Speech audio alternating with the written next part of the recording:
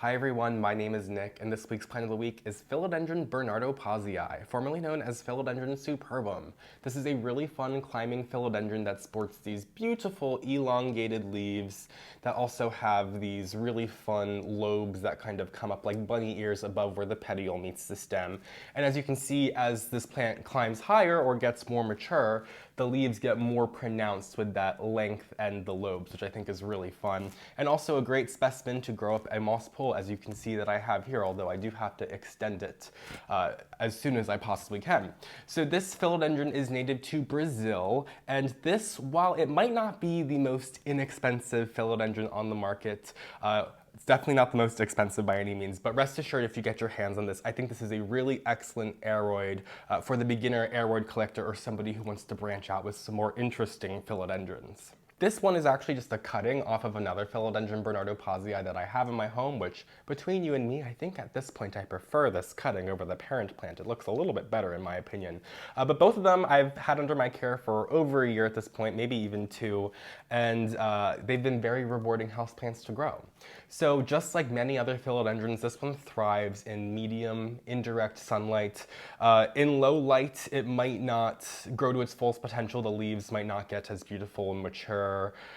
And under bright light conditions, they might actually burn, as these are plants that are typically growing in the rainforest, like along the forest floor, and then they will just kind of grow along until they find like a tree to climb up. And then they'll climb up the tree, and then that's when they'll start to mature and get these beautiful long and lobed leaves. So as I did mention, a plant that you might want to consider giving a moss pole or a trellis or some kind of support to grow up to kind of mimic as if it's growing up a tree in nature. And in terms of watering, you don't want to water your philodendrons too much. I'm pretty lackadaisical with my philodendrons in the sense that I'm not on top of them in the way that I'm like on top of my ferns and things like that. I'm probably watering this philodendron right here roughly once a week, maybe like every 8 to 10 days. But I'd say once a week is probably a good regimen to get with watering your philodendrons. I do like to use a more aroid mix, so this philodendron is a member of the Araceae family, therefore it's also in the aroid family. So this one, I use a little bit more of like a barky and perlite mixture, so I'll just go ahead and get some soil straight from the bag and maybe use like 2 parts of that to maybe 1 part perlite, 1 part orchid bark. Just a couple things to give it some coarseness and not be like a loamy soil, because that's not necessarily what this philodendron wants. As I kind of mentioned, I haven't been giving this plant any extra attention or any special treatment. I've really just been letting it chill a couple feet away from my east-facing window, which now that we're entering the winter months, I am considering moving this a couple feet away from the window, because as the sun's getting a little bit lower in the sky, it's hitting some of my plants a little bit more harsher than it was in the summertime when the sun was higher in the sky. So if I want to keep this one in its tippy-top shape, I might want to move it away from any harsh sunlight.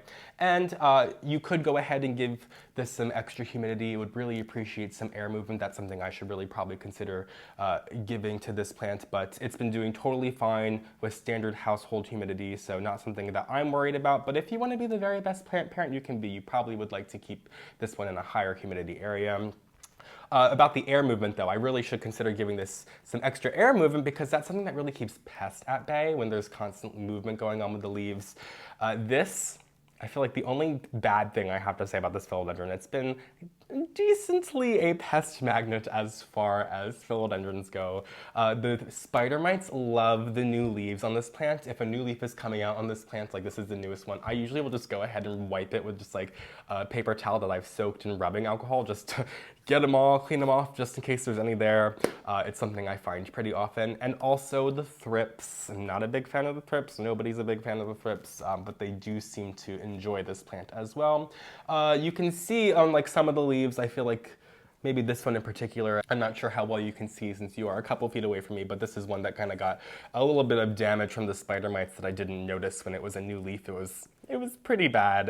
It's got a little bit of mottled leaf, but you can see as the plant gets newer, I guess the leaves get newer, I've gotten that more under control. So just something you really want to bear in mind, especially because, like I said, this plant isn't necessarily inexpensive. Not expensive. I would imagine a plant like this size would probably cost around roughly $100, but I'm sure you could find a smaller cutting or a smaller plant for a much better deal than that. The world is your oyster. You can discover what you would like.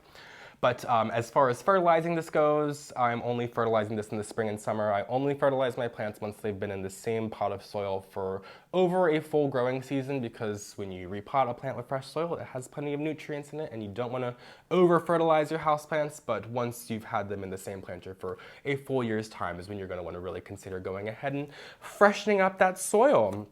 But I think that's everything. So that's it for today's plant of the week, Philodendron bernardopazii, formerly known as Philodendron superbum, which I think is a really rewarding aroid to grow and a really excellent gateway into collector aroids or philodendrons if that's something that you want to branch out into. So thank you guys so much for joining me. I will see you in next week's Plant of the Week episode. If you don't already, follow me on Instagram at phillyfoliage, subscribe to my channel, and I will see you guys in my next video. Have a great day.